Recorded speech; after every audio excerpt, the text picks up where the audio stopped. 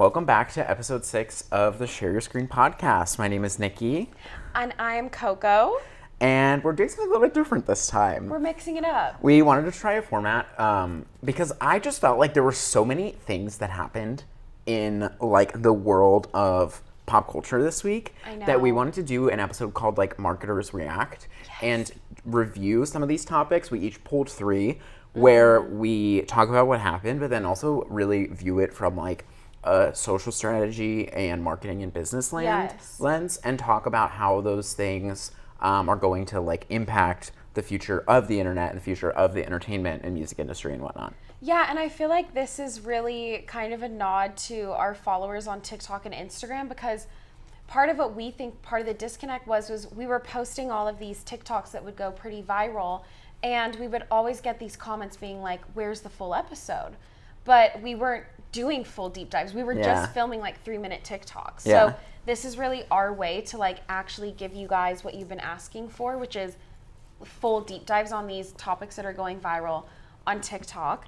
And the Marketing Experts React is from the first time we tried it on a video when we were talking about book talk drama, it got like over 1 million views. And I was like, oh, there's no one that I can think of online who specifically marketers react. I feel like it's psychologists or like lawyers, and I think that it's just an interesting angle. Right. I watch a lot. I watch this one guy on YouTube. His name's Legal Eagle, and he does like lawyer reacts to like some pop culture things, or also like a lot of politic things, and I love his videos. Yeah. And I think it's really interesting to hear, I don't know, just like the implications of things into various professional industries. Yeah. And also, if you guys are listening, right before we roll in, we'll leave it in the description, but Nikki and I were nominated to be on 2 panels at South by Southwest. So we will leave that as a link below. Even if you aren't going to South by Southwest, I really feel like it's a chance for us to show them like the power of our following. Yeah, and also like the power of this show. Like we want to do this live, and we've never had the opportunity to do that before. And it would mean the world. So thank you guys. Yes. And so the topics that we are going to talk about, the 3 that I want to talk about are the Bobbi Althoff and the Drake stuff that went down in the BFF pod, but not from a drama standpoint. I think from like why we dehumanize people in the public eye standpoint. Yeah. And then another topic I want to talk about is there was an Illinois law that was just enacted. It goes into effect next July 2024 that protects children of family vloggers financially. And it's really fascinating. Yeah, and we have had lots of conversations on our opinions about family channels and how unethical they are. Yeah, we definitely have some thoughts on that. And then my third topic is just I want to talk about the horror movie that's taking over the For You page called Zepotha, but the twist is that it doesn't even exist. Yeah, you texted me about this story, and I think it's like one of the most genius marketing stunts I've ever seen in my life. It's one of those reminders of why I love specifically Gen Z and just internet culture, because the internet is stranger than fiction. Like the things that happen on the internet you couldn't write. And I think it's like really beautiful that when you see these like mass powers of humanity, that like if 200,000 people all say something at the exact same time, like even if it's completely made up, someone out there will believe it. Like it's kind of crazy from like a social lens to like look at. It's a weird experiment. It's fascinating. And what are your ideas? My topics? 3 are a little less deep. The first is Miley and Selena Gomez releasing music in the same week. I think it's so weird that we had like a summer of no music. I know. Yet this fall is going to be like every artist on planet Earth is releasing an album. Hashtag find Calvin Harris.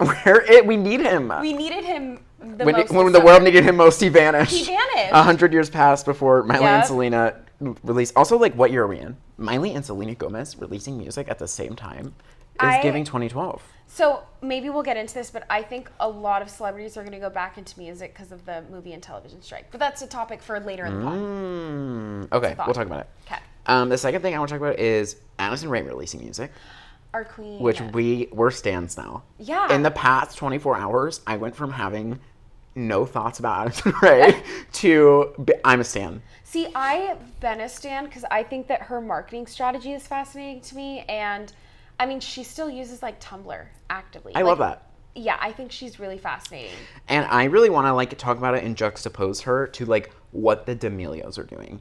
And specifically how I feel like, because I think one, they've always been put kind of in the same box of like, they were at one point the top 2 followed people on TikTok. Yep. Also are like both part of Hype House at the same time. Yep. Also are just like young girls that do relatively the same thing, Yes. relatively similar demographic. Yet I feel like they are starting to diverge in opposite directions for like, how do you take a creator career mainstream? And I think Addison Rae is an example of someone who's doing it really, really well. I know. And I think the D'Amelios are an example of someone who's doing it really, really poorly. Oh, really? Yeah. Okay, So, I might have differing opinions, but it'll be fun to talk about. Okay. And then the last is we made a video talking about Olivia Rodrigo yesterday. Genius. And just like pitching a bunch of ways that we think she should promote her new song and new album. So I have some additional campaign ideas that I want to share because they're really, really fun. You guys loved Nicki's video because it was genius. So that's where we came up with the idea. We want to really make it like an intentional segment when we're talking about certain celebrities called Bad Ideas Only, where we pitch them like our idea for commercials and collabs. Because when we were in corporate marketing, we would always say bad ideas only, and I feel like that was where the best ideas came from. Yeah, and I feel like it gives permission. Like, I love that phrase because it gives permission to people to be like, just shoot out what comes to your mind. Yeah. Like, it doesn't need to be good, but like, let's just take a step forward and see where we land. Yes. You know? So excited. So with all of that being said, I guess we'll just flow right into the first topic. You go first. Cool. Okay, so I want to talk about the Bobbi Althoff and Drake podcast because part of the reason is, again, I really try to differentiate. Like, we are not drama podcasters. I don't think that, like, I feel like that can get really scary sometimes. I feel bad when people dogpile. So I want to note that, like, this is not coming from a drama angle. It's coming from a marketing angle. And also, we made a video about Bobbi Althoff on TikTok where we were trying to figure out who she was. You've been seeing this girl, Bobbi Althoff, on your... I saw her interview with Drake. No shit, like, I genuinely am so intrigued at who she is. I can't figure it out. Me too. She kind of reminds me, like, her interview style is Amelia Dims from Chicken Shop. Yes, I literally was saying, like, we're seeing the resurgence of, like, the awkward girl. Like, millions of views. Like, the video went crazy. She even commented on our video. Yeah. So, Bobbi, if you're out there again, Please ever want to come on and, like, make slideshows with us and talk about different things, we love that. But, this really took a turn that I don't think anyone was expecting, but I also think it oddly leans into who Bobbi Althoff is. So if you're listening to this, I'm sure you're aware now. And so I don't want to dive too deep into it. If you clicked on the title, you know who she is. Yeah. But her interview with Drake for the Really Good podcast was getting millions of views. She jumped up in the charts on, like, podcasting, like, number 3 right off the gate when the Drake interview came out. And then she went to a Drake concert on last Saturday. She posted a video very, like, in her sense of humor where she was, like, unimpressed at this guy's concert, and it was Drake's concert. By Monday morning, the two of them had unfollowed each other on Instagram, and she had deleted every trace of the podcast. The only thing that is still up is some YouTube shorts of the podcast. It's insane. Deleted on TikTok, Reels, YouTube, Spotify. I even checked Apple Podcasts and Google Podcasts. Wiped from the internet. Wow. But I think people are, like, obviously speculating, and we want to preface by saying we hope that it was nothing in terms of safety. Yeah. And if that is the case, like, we're not even going to speculate on that or go there because that's not, like... And it shouldn't be a question. Yeah. We wouldn't want that to be, like, something people are speculating on. So going off the premonition that maybe it's more of just, like, a marketing decision, people were really, like, shocked that she pulled it down. But she has a history of pulling episodes down. When we did our video about Bobbi Althoff's thing blowing up, so she was a mom influencer, and her first guest on the podcast was Miranda Sings, Colleen Ballinger. Yeah. See, but that to me is like, she definitely pulled it down for that reason. You of think like, so? I'm not going to platform this person anymore yeah. after this came out. You know what I mean? Like, so I don't know if that, like, I don't know if that shows a pattern, is what I'm trying to say. Because that could be an isolated circumstance. Right. And now, back into, like, what's starting to happen is the interview was deleted, removed off of podcasting, and the reason that I don't necessarily think this is, like, a PR move is because, one, if it was like her launching an exclusive deal with Spotify, I don't think she would pull the episode from Spotify. I think she would keep it up on the one platform that she signed a deal with. Okay. I have a differing opinion. Okay. See, I think that if in this hypothetical world where it's because it's for her going Spotify exclusive. Also, caveat, prior to this, Bobbi Althoff posted on her Instagram story saying, big announcement coming Monday. Okay. Yeah. So there is something happening Monday. It could be explaining what's happening to Drake. It could be something positive, like a Spotify exclusive thing. I think that it would be a genius marketing move because everybody wants what they can't have. Yeah. And the second you scrub it from the internet, everyone's going to feel like they missed out on this massive cultural moment that completely vanished out of thin air. Yeah. So then if it gets re-uploaded on Monday in only one place, all the people who didn't see it the first time and now heard about it because it was like controversy of it getting deleted are going to flock to Spotify to actually listen to it for the first time. That's true. But I do think that like platforms wouldn't, and maybe it is a good like the scarcity mindset of people wanting it. But if she now has a pattern of deleting episodes that have gone up previously, I think that that would maybe make a platform be skeptical about like really, although maybe, okay, here we go. Coco Moco Tin Hat Theory. What if Bobbi Althoff is going to be the first TikToker to launch an exclusive podcast with TikTok? Why do I say that? Because I love playing around on the desktop version of TikTok, life hack, because that is where they roll out beta features. Yeah. So you can see features on the desktop version. Yep. I was on the desktop version of TikTok about a month ago, and I was clicking around on buttons, and I went to upload video, and next to upload video, it said, upload podcast, insert your RSS feed.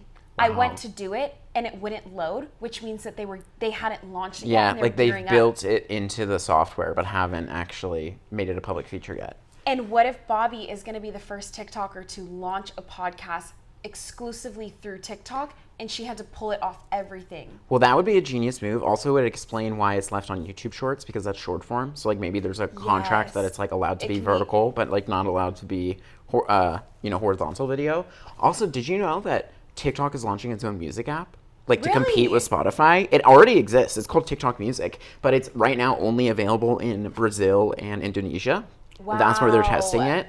And it has already licensed categories from the big three labels, which I think is Universal, Warner, and Interscope. Wow. So like your favorite artist is on there.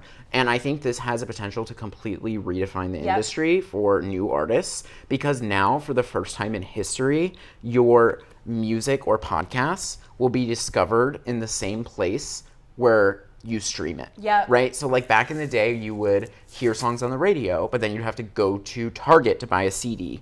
Yes. Or you would watch a YouTube video on Vivo, but then you'd have to go to your iTouch and like add it to your iPhone or whatever. Or like, you'd see it on the For You page and you have to open up another app. Yes, exactly. Now it's TikTok to Spotify, right? But if they did this for the first time in history, you'd be able to see a song like it and then be like, oh, I like this song, hit save and add to your favorites. And it would not only just like add it to your TikTok favorites, it would add it to your playlist. Dang. So then when you go on open your music later that day, you're not even thinking about it, the song can just come on. You can be like, oh yeah, this was a good song. So it will remove that barrier of conversion. And I think that they could be using Bobbi as the guinea pig for the podcast version. Because when I was reading articles about TikTok music, they were only talking about music labels. Like it was only music. They hadn't said anything about podcasts. But it makes no sense for them to launch an audio platform without doing podcasts when every other competitor is doing podcasting. So I think it would be interesting, like, what if they test podcasts in the US only? Yes. But then are testing music in other countries, and then they're going to compile that data and, like, see what they want to do from there. I think that would be so genius. And it would make sense if they pinged someone like Bobbi to launch the podcast feature because she blew up as a mom TikTok influencer. Yeah. And so her roots are in TikTok. Yep. And even like she blew up on YouTube because of TikTok. Exactly. Like she was posting everything to TikTok, which made people sub to the YouTube channel, like to get the Drake interview, to get the Funny Marco interview. And I'm sure TikTok can see the metrics of how many thousands of people a day were leaving the app to then go click her link in bio and go watch the YouTube. Yeah, absolutely. Boom. Maybe we're onto something, you know? Maybe we're, and if we're not, they should do this. Exactly. So I thought that was really interesting. And then I'm going to jump to the next topic, cool. Which is the Illinois law protecting children of family vloggers. Yeah, can you define the law real quick? Like, what exactly does it entail? And I have my little note cards for any watching on YouTube. It was signed by the Illinois State Governor, J.B. Pritzker. Now, the way that it got into effect was a 16-year-old. I don't want to say her name because the whole thing is about privacy, so, like, I don't want to say a child's name now. But a 16-year-old, she contacted her state senator, Dave Kohler, after being frustrated by how many videos she would see online featuring young kids. And she was like, how do we know that they're being fairly compensated? I think it's really, really spectacular that she caught on to that, because it's something that us who get paid to do this kind of thing as a living, we've discussed this often of what is going on here. Like, and so I'm going to define. She like manned up also and took an action. She like she's not just like like literally wrote a letter to a senator. Yeah. And she's 16 years old. And so the state senator, Dave Kohler, then contacted the governor of Illinois, who then took it on himself to sign the bill. It'll go into effect in July of 2024. Now, here's what it means. Parents in Illinois will be required to set aside 50%, 50, not 15, 50, of all earnings from any video that features a child. Now, the child has to be in 30% of the videos for the entire year. So if you're like a DIY mom and your video, your kid happens to like be walking in the background of 2 videos out of the 200 you upload that year, it doesn't matter. Right. It's like when these kids are routinely and systematically a part of your videos. Yeah. Now, it is based on the duration of the appearance in the video. So it's 50. So say you make $100 on a video. If your kid was in 100% of the video, they'll get $50. But if the kid was only in 50% of that video, then they only get 50% of that portion. So then they'll only make $25. Right. I get what you're saying. So it's a scale.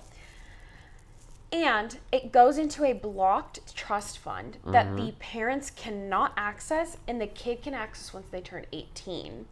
And it was modeled after the 1936 Jackie Coogan law. He was a child actor, and it basically is a law that sets aside 15% of child actors' income. So a few thoughts on this. But yeah, I have lots too. Okay, yes. One, I think it's freaking awesome, and we'll get into why. But it is going to, I think it's a step in the right direction, and it now means that family vloggers can no longer plead ignorance.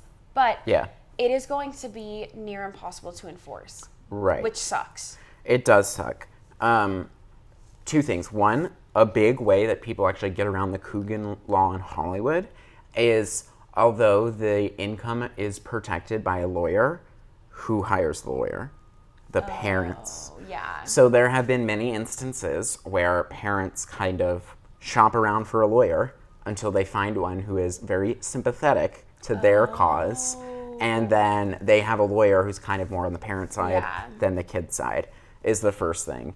And then the second thing is, like, this law, I'm not sure, encapsulates the way income on the internet actually works. Yeah. Like, this is what, maybe AdSense?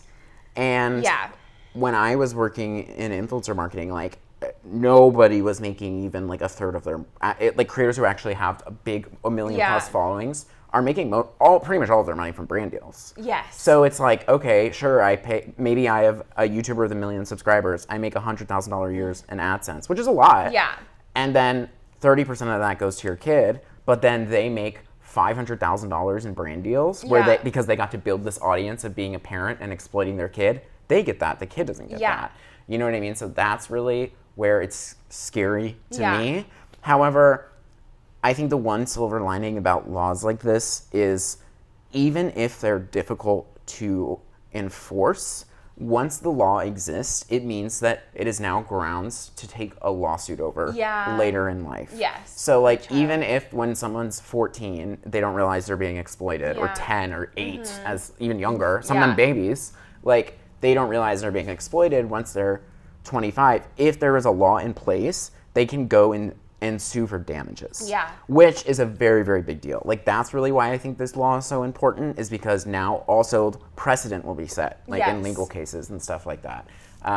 So it's interesting to see how it shapes out. It's also interesting to see how deep it can cover. Yeah. And it's also like, it's going to be weird once we get into things being sued over specific income. Like, the family channel sells merch. I know. Who gets, like, you know what I mean? There's a million different ways that they can make income. So it's like, or hide that from the kids, you know? I think they will just hide it from the powers that be that would enforce this law. Like, they could be like, oh, we made $20,000 from AdSense this month, but like, only like $200 was from that one video that features our kid that got 10 million views. But like, also, how would they enforce it if the person features multiple of their kids? Mm-hmm. You know what I mean? Or like, someone that else's gets kid. murky. Like, but what if they're having like a play date or whatever? And what gets me about family vloggers is I think that they usually start with very great intentions. And this isn't encapsulating the people that like happen to film content and their kids happen to be a feature in it. But the people who have now institutionalized and monetized their child. Yeah. I'm talking about, like, with Peace and Love, the LeBrants, the McBrooms. Yep. What gets me is, so I grew up in LA and my little sister just did like extra acting work. Mm-hmm.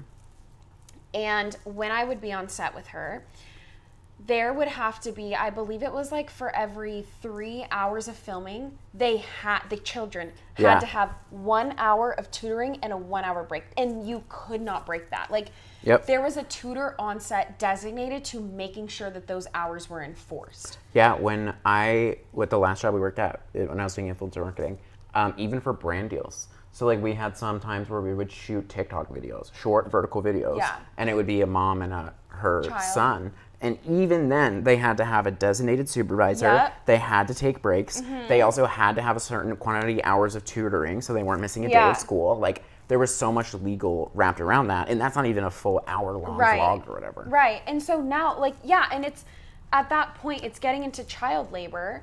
It is child labor. Exactly, and my thing is, like, the LeBrant kids or the McBroom kids, how do we know that there's someone in the house, in quotations, on set that day, making sure that the kids are getting their breaks, getting their tutoring? There's no one doing that. They're definitely just not, They're definitely just not, and, like, I also feel like people are like, oh, well, the kids are rich, like, they get iPads, who cares? Children don't understand money.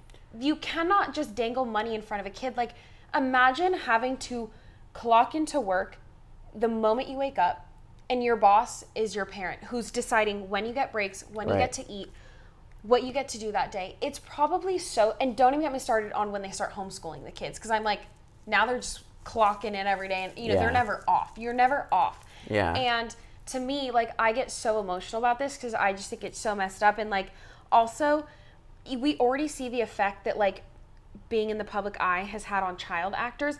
Heck, I'm a 27-year-old woman who makes the active decision every day to post a video, allowing myself to get hate comments. It's the risk you take, and it's an active decision I make every day, and it's still hard for me, and I'm a grown woman. Oh, yeah. I cannot imagine a child who someone else is making that decision for them. And like, child actors, sometimes, obviously they had different things going on set that were sinister, but if someone was sending them hate, it was usually about a character they were playing. Yeah. Now it's an added layer of sinister when you're a 7-year-old reading comments on YouTube using your full name, saying they hate you and want you to die. How do you disassociate that from a character? Because it's you. Yeah. Oh, I was about to say something very, very similar too, where like, I think that like family vlog YouTubers are even worse and more exploitative than child acting, because it's not your job. It's your life. It's your life. Like, it's every moment, every decision you ever make. Like, there's no barrier of like, you're going to clock out after this, or like, this season's going to end and you're going to be off for 3 months. Or like it's just constant. It's never ends. It's literally defines the way they grow up. Yeah. Like, also, and I think too, it's like, I'm sure there are so many micro situations we can't even comprehend where it's like, they're making them do something to perform for the camera, or like doing something, or like, we can only do this, or like, your birthday party is like, we know we're going to get a bunch of views on that episode, or like it's just, or the people that get pregnant just because it's when they get the most views, which is crazy. But there's one specific instance that I think of that really made me understand why I had this bad feeling towards family vloggers. Again, I don't think anyone goes into it with bad intentions. Like, I don't think that anyone wants to exploit their child. But when you have $10,000 a day on the line, they start to exploit their child. But there's one specific instance, I'm not going to say the name of the family, but my little sister would always watch them on YouTube. Yeah. There was like maybe 6 kids or something. And the mom and dad really, really wanted to have another baby. And they were doing like IVF treatments. And it was this big thing on their channel, and they were trying to get pregnant again. And there was one video where from my memory, they had like, maybe he was like a 6-year-old son or one of the younger kids. And the kid knew that the mom was going to get a pregnancy test at the doctor soon. And the kid really wanted another sibling. And the mom was like, he was throwing away trash or something. And she goes, okay, if you throw this trash and like make it into the trash can, then it means I'm pregnant. But if you miss, it means I lost the baby. So the kid misses. He's kind of stressed. Cut to the next scene. It's the next day. She found out at the doctor that she miscarried. And the kid is sobbing on camera because he now feels like it was his fault.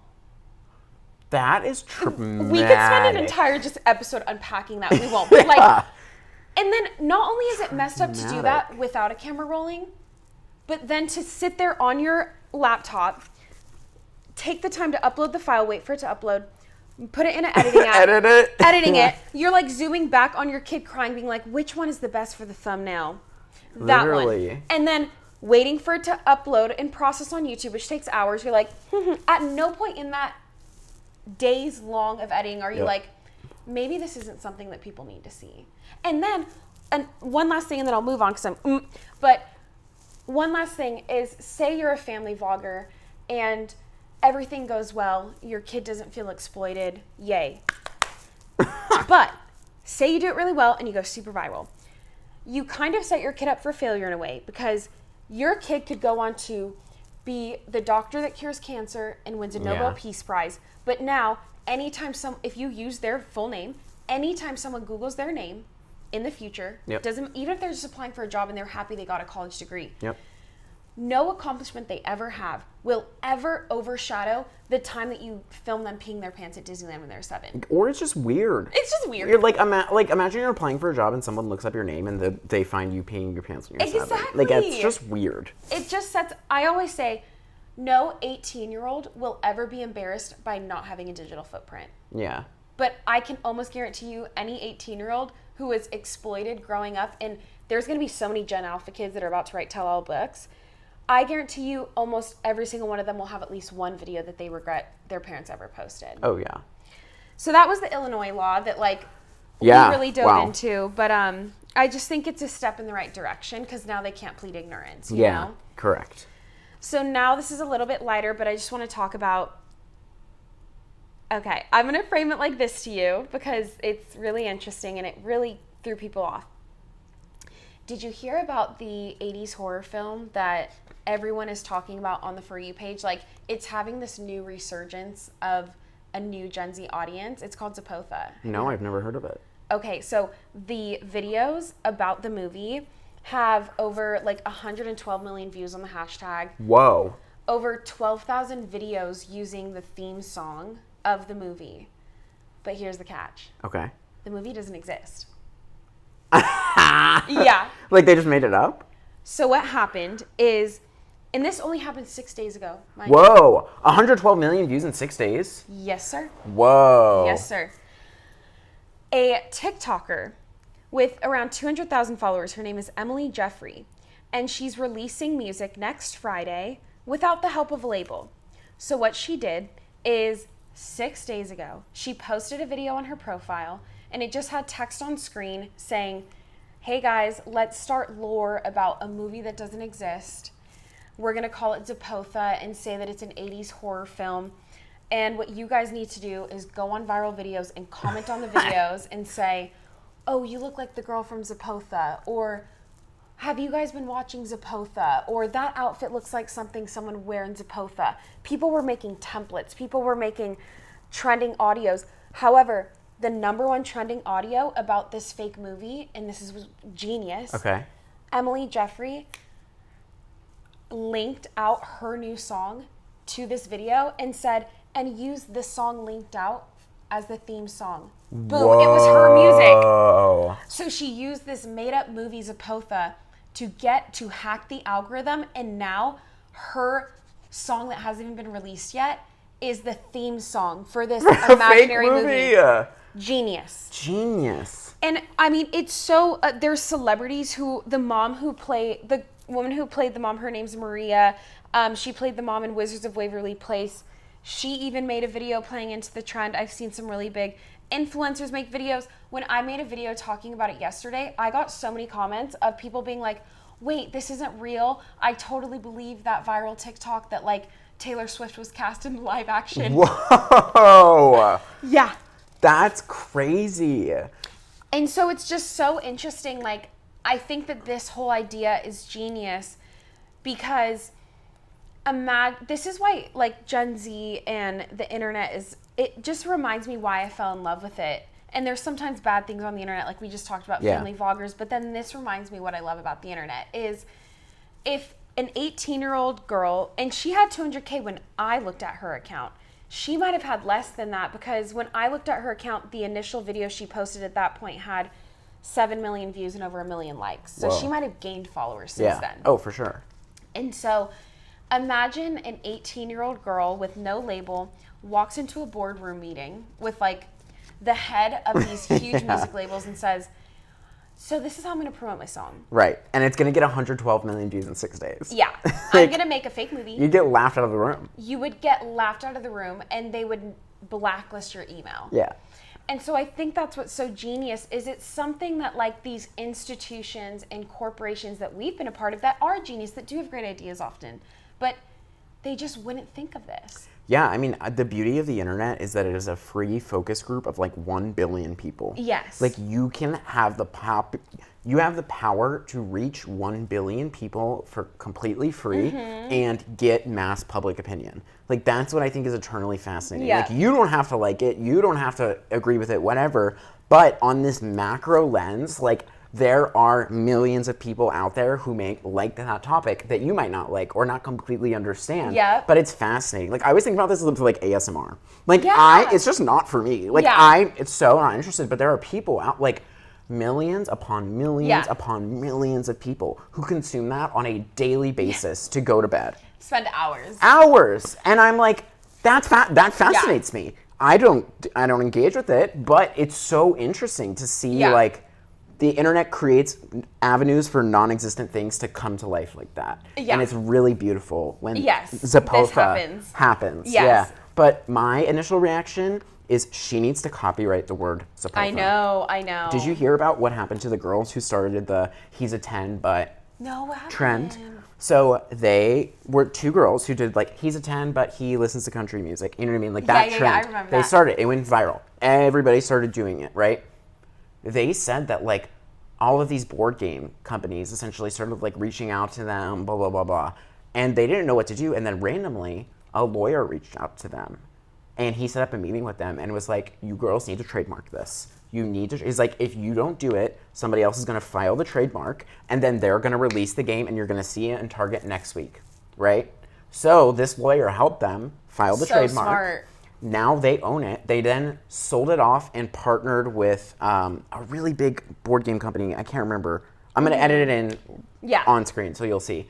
And it's now available in Target. It's like a card game. So like you pull it out like that, and it's and that's literally and they've said that it's like now an entire business line for them. Like one funny TikTok turns into this entire thing. They're like trying to do multiple versions of the game, blah blah blah, and they were this close away from getting exploited, but one person's emails saved their entire life. Wow. And also goes to show like when stuff like this happens, good on that lawyer. Like if you're on Zepotha, you need she needs to trademark that word. Yeah. Because it is only a matter of time before some company, Universal, Warner, whatever, will reach out because they want to make Zepotha, right? Yeah. If 112 million people found it interesting enough in 6 days, they're seeing that as dollar signs for an actual ticket sales or streaming services, anything. So she needs to own it so then she can sell the rights to it. Yeah. Or get your theme song in there, girl. Like make it, Yeah.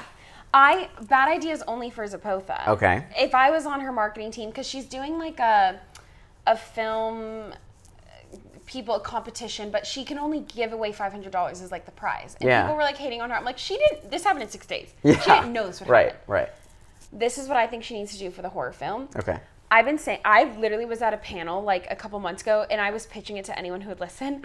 There needs to be a horror film that's similar to like Paranormal Activity or Blair Witch Project, but it's sponsored by Ring Camera. And it's an entire horror film that plays out using someone's Ring camera, like a neighborhood's Ring camera. Reminds me of Paranormal Activity. Exactly. Like those creepy camera shots were so captivating to me. I think it would be so interesting to tell an entire story through footage caught on like Ring cameras in one neighborhood and like tell the story. And it would cost like not a ton of money to make. Oh, it would be so cheap. And I think that it would be a really great, because her thing is technically like an 80s movie, but I think it would be interesting, like it could even be like a time traveler who's like, I just think that Ring Camera eventually needs to sponsor a horror film. Yes, caveat after the strike. We stand with the actors and writers. Yes. This is just us talking hypothetically for fun. Yes, exactly. That's a genius idea. Also, I saw a meme the other day, and it was like, how come ghosts are always like from the 1700s? Like, why haven't you seen a ghost that died in 1990? Or like, what if it's so I think somebody needs to make a movie where it's like, and I like the scary movies where they were like ironic scary movies, but it's like a Gen Z ghost. They're in like wet seal, like colored leggings. Literally, it's like a bunch of different ghosts from different decades, like all in the same house. I think would be so funny. That's so true. Like, why are they always like from way back in the past? Literally, it's like Annabeth. Annabeth, yes. Like, churning butter in the corner, and I'm like, no one has died since then. Yeah, exactly. That's so funny. Well, I'm done with my topic, so I'd love to hear what you want to talk mine about. Are significantly lighter in tone. The first one I want to talk about quickly is Miley Cyrus and Selena. I also think it's really interesting how they both like marketed their music kind of differently. Yeah. Also, like, was this intentional? Like, what are the odds? Because for anyone who doesn't know, they're both releasing music on the same exact day next Friday, August 25th. Yeah, and like both from Disney Channel, but like that, there's so many similarities. Did you see in Miley Cyrus's like preview video, she's wearing a shirt that has Mickey Mouse on it? Yeah. Really? And Used to Be Young. It's just her walking towards the camera, and then it says Used to Be Young. And in it, like the spotlight like barely catches her shirt, and then she goes back to a silhouette, and it's Mickey Mouse on her shirt. Oh, that's drama. I mean, I am very, very excited for Miley Cyrus to like feel confident enough to like talk about that part of her life again, especially from like a more healthy standpoint. Like, it seems that she's in a much better place than when she left. But also, I think it's interesting. I think Miley Cyrus's Backyard series is like one of the best marketing moves in the music industry I've ever seen. It's over. Because hey now. That was her like and Ariana. Normally every time a song is released, there's 2 waves of promotion, right? The first wave is like the initial hype. Oh, it's coming next Friday, blah, blah, blah. Every artist does that. Boom, it blows up in the first week or two. They're promoting it, talking about it. Then it dies down for like a month or whatever. And then the second wave is the music video, right? That's always how it works. Hidden messages, debunked. Yep, and then people talk about the music video. They watch the music video. The song gets resurgent because everyone's like, oh my God, this song's a banger. I love it. The genius of Miley's is she has found a way to turn 2 waves into 3 waves. Oh. So it's like first wave, leaking, promotion, talking about it, releasing soon. Second wave is the Backyard series, right? Where it's her performing it, everybody gets to see it live. Not only is it free promotion for her, it's now become so popular, these brands are paying her to own it. Like, it was streamed on Disney Plus. Now the second one's being streamed on ABC. So I'm like, people are paying her money to promote her own song. Like, imagine somebody paying you to advertise for you. I know. And then 3, she still gets the music video after that. She gets to do a separate music video. So because of that, it's become this like known thing, like Miley's Backyard series, and she gets to do it for whenever she wants for any song. Yeah, and I think Miley Cyrus specifically is one of the best like chameleons in terms of music and like crossing genres. And I think that one of the best ways that she ever did that was through her YouTube channel, because when she was known for the Bangers era, she then, like a year later, started posting her Backyard series where she was singing Jolene, Jolene.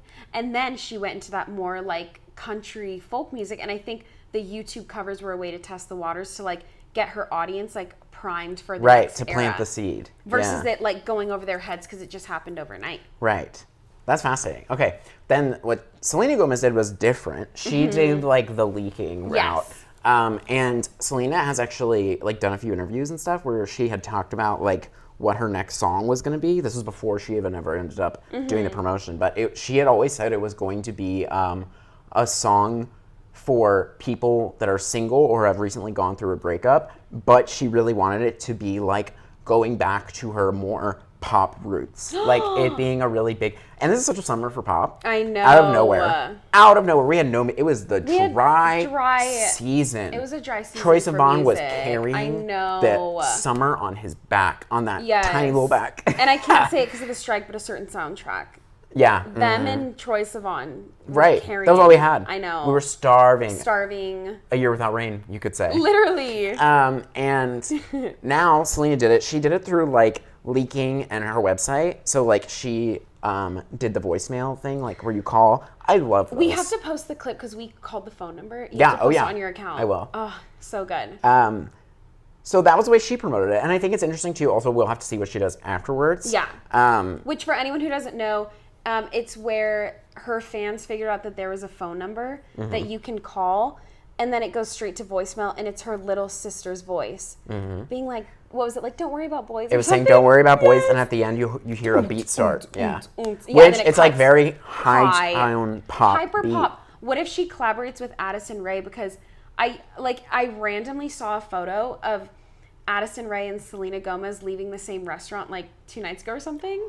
And they were at dinner together. And it was iconic because Selena Gomez was wearing like a backwards hat. I was like, ooh, like Tumblr era? Like, yeah, what is this? What's the purple hoodie? Yes, but like what if Addison's like a feature on one of her songs? That'd be cool. That would be I have been saying, we need a Bang Bang style crossover between Addison Rae, Charlie XCX, and Troye Sivan. Oh my god. Because Charlie XCX and Addison Rae have done music. Charlie XCX and Troye Sivan have been music. I know. All of them released music this summer. We need the return. Bang Bang it broke 2016 for me. It broke it open. Really? Nicki Minaj, Yeah. Jessie J, and Ariana Grande. We don't stand her at the moment. But it was that a good moment. song was everything. And also, it's so common to see features of 2 artists. I want groups. I know. Where did groups go? I know. K-pop is running the show with groups, know. and people love it. After One Direction and Fifth Harmony, the music industry said, peace out. Yeah. They said, peace out. I want people to get together for a fun pop banger. Yes. And I want to dance in the club to a song by Charlie XCX, Troye Sivan. We kind of mentioned it right in the beginning of the pod, but like, I wouldn't be surprised if we see more crossover celebrities, so the ones that do like acting and singing, Miley, Selena. Yeah. If they go back more in, because Selena hasn't put out music in a while except the Calm Down Rima, but like, what if we see them go back into music in the meantime during the strikes, because they can't get cast in anything right now. They can't film. I'm sure Selena Gomez can't film season 4 of Only Murders in the Building. Yeah. I mean, or at the very least, they're probably like, it's a good time to do it. Yeah. Because if you are a beauty company CEO, a music artist, and an actor, you can't be doing all 3 at the same time. Wait. But once a season ends, it's like, oh, let me get back into. Wait, I have a bad idea, only 2, or like a prediction that you just sent a light bulb in my head. Because of the strike, what if we see more music artists put out music videos that are like episodic, like seasons, because they can't act in shows, but like, and audiences are going to be craving media that they can't get because of the strike. I mean, I love story albums, like when the albums are intentional stories, and like every song leads into the next song.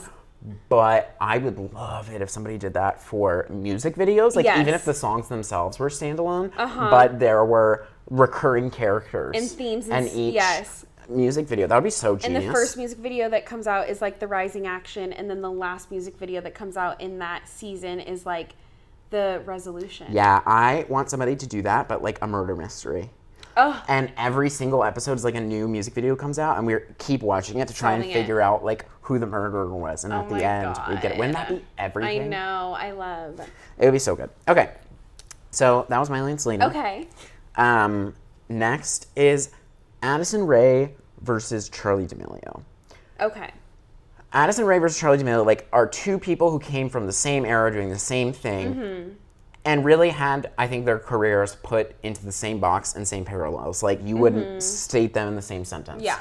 Yet now, I think they're diverging in completely opposite directions. So Addison Rae is going into music. The influencer to music pipeline has always worked. It is the one thing of going from digital to traditional media that has worked. Shawn Mendes did it. Troye Sivan did it. Conan Gray did it. I will say though that like there are like when they fail, they do fail though. Like there's a lot of YouTubers. Who I'm not saying 100% success rate, but there is potential. I'm saying like you can name 10 people who started on the internet and got into music. You cannot name 10 people who started on the internet and got into acting. Yeah, that's true. Like it's for some reason music has worked. So I think that it's smart to do that. Yeah. 2, I think that there's a lot of initial resentment. Like when people make that leap, like the default is to not like it because they're like, you were not even a serious artist, blah, blah, blah. Like you didn't even want to do this to begin with. It's a money grab. Yeah, it's a money grab. And like, I don't know. I kind of like it when people stumble into careers. I love when people get a wave of luck and obviously hard work, but luck as well.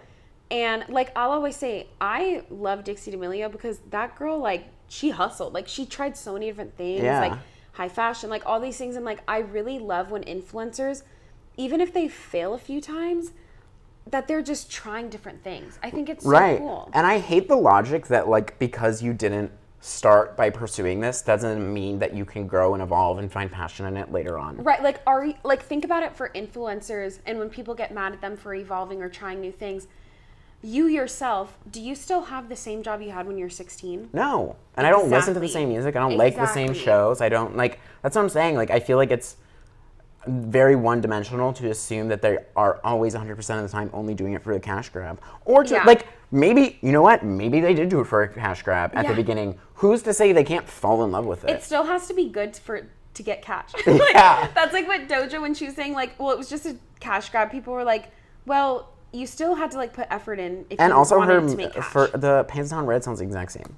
Yeah. Like there's no difference. Right. But like I think that with influencers, like if you yourself do not want to have the same job that you had when you were 16, you also have to give influencers grace to like try new jobs, try new hats to fail upwards as well. Yeah. Exactly. They're not going to make the same renegade dance, 5 years later. Right, and you would hate them if they did. You would hate them if and then if they didn't, they try to do something else, you also hate them. So like, what do you want them to do? Yeah.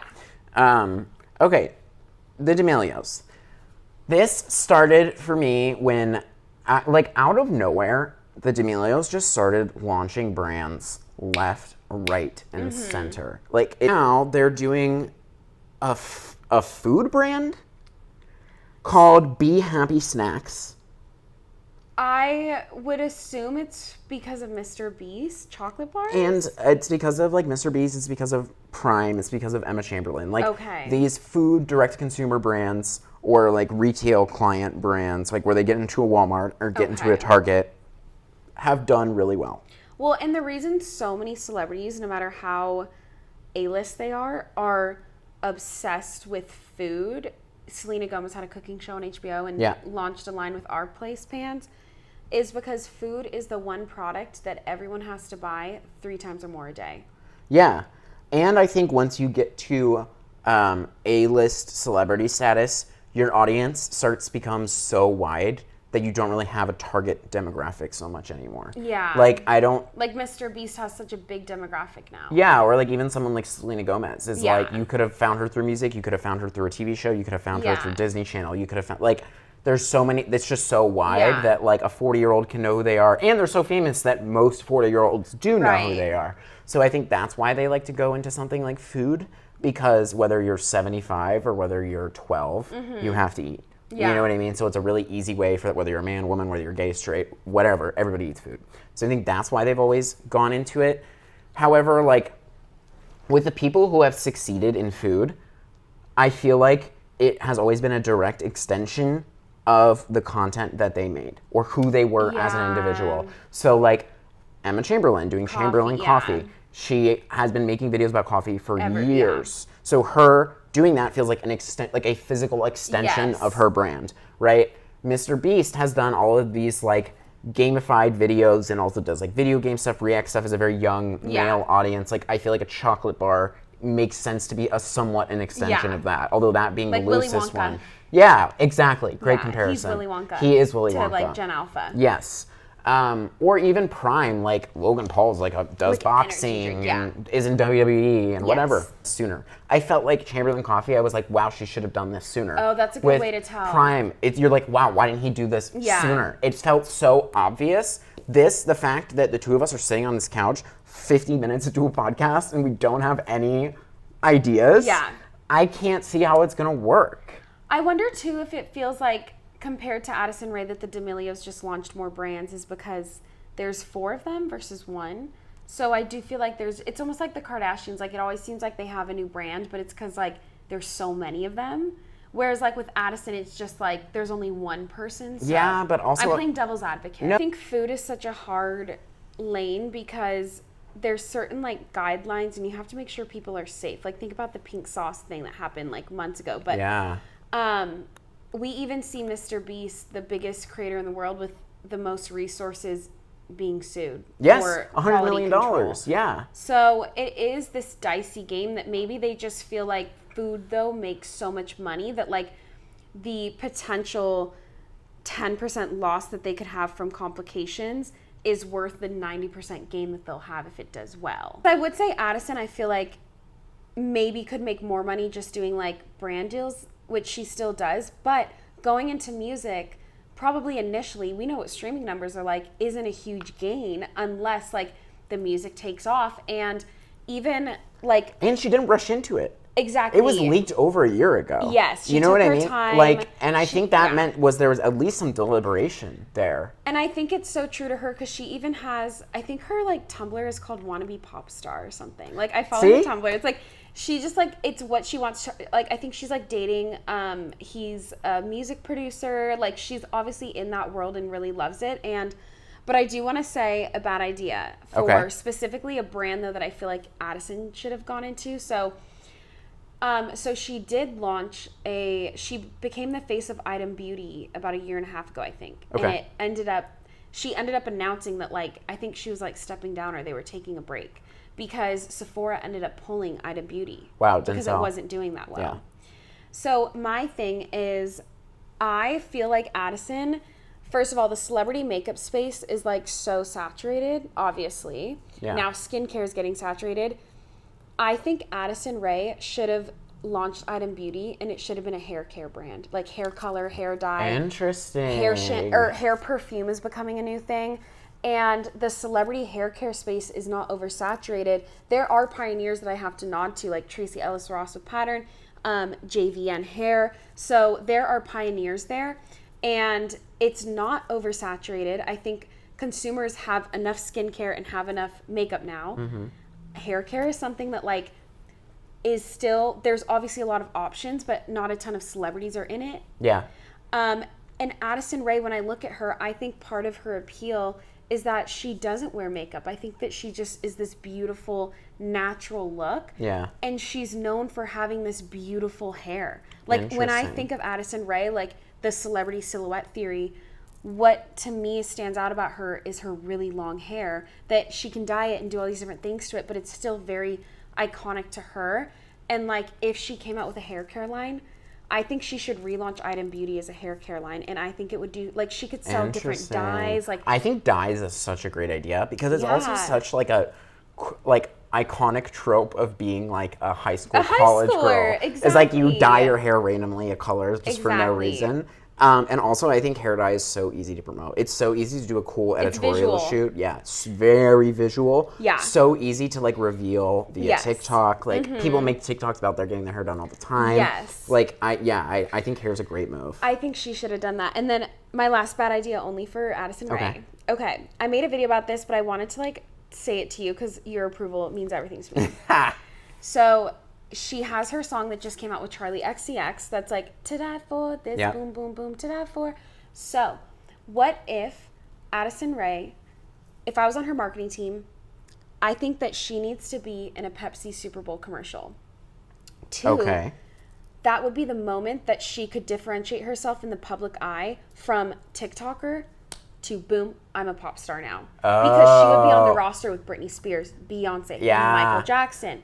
Now, the concept for a Pepsi commercial it would be to the song To Die For. Oh, it has to be. Her and Charlie XCX, the feature on the song, driving in a sporty car. Love that. They pull up to a diner in the middle of nowhere, desolate. Okay. They walk in, they're super hot and sweaty, and they go up to a waitress and they're like, do you have any soda? We're thirsty. And the waitress is like, is Pepsi okay? Like, you know how people, those memes where they're like, is Pepsi okay? Like, is Monopoly money okay? Is Pepsi fine? Yeah. Yeah. And then it's this like tense moment of the waitress like ASMR like pouring the Pepsi lid, hand it to Reminds Addison. me of those old movie theater commercials. Yes. And then it's like a zoom in on Addison's mouth as she's like sipping the Pepsi, and then it pans out and you still don't know her reaction, and then she looks at Charlie and they're like, it's To Die For. And then the music starts playing, boom, boom, boom, boom, To Die For, and they peel out of the parking lot of the diner, their Pepsi's in hand, just like chugging the Pepsi, zooming away. I love that. And then they're like, Pepsi, To Die For.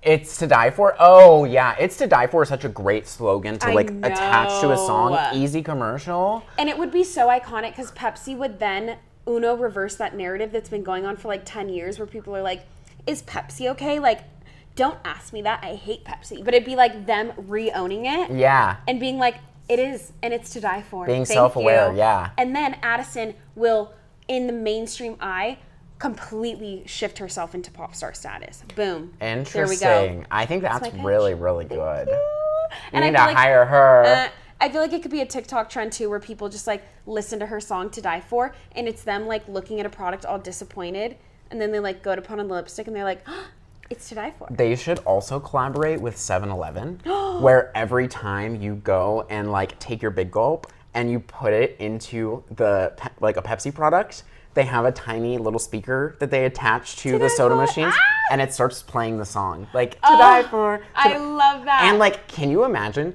people, that's the type of shit people will go on TikTok to just like do it to see if it's real. You know what I mean? Like someone else will see it and they're like, oh my God, I have to go. I heard this 7-Eleven has the To Die For Pepsi. Exactly. And 7-Eleven already has the national distribution chain. They're already carrying Pepsi product. And like, do you know how easy it is to put a speaker on something? It would take 10 seconds. It's like no cost. I think it would be so genius. Oh my God, it would be good. Those are my 2 bad ideas for today. I love that. My bad idea only, if I were going to do marketing for Addison Rae, I would pitch a collaboration with her and Hinge. What? Where it's like a special, like the screen turns pink because we're doing bubblegum pink, right? Oh, wait. Then there's 5 prompts, and every single prompt is themed off of the name of her song or like a lyric from her song, right? So it's like something to die for. So it's like something that you would do like, it's a hobby you have, or like a food, or like, then there would be Obsessed. And then Obsessed is like, my dog.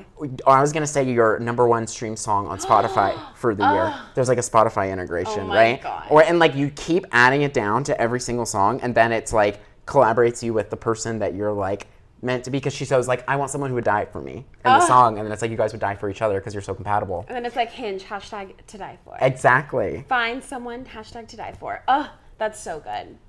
Hire him.